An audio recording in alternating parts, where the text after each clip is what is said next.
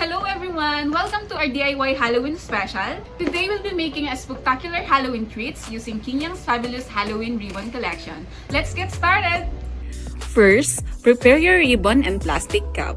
Next, cover the plastic with your chosen ribbon, ensuring it nicely wrapped. Once that's done, cover it with transparent plastic to give it a polished look. Now, fill it with delicious candies and top it off with some fun Halloween banners. And finally, tie a beautiful bow to add that extra touch of Halloween magic. And there you have it, guys, your spectacular Halloween treats that is ready to spread some spooky cheer. Don't forget to like and share this DIY with your friends and let us know how yours turns out. Happy crafting! Bye! Bye.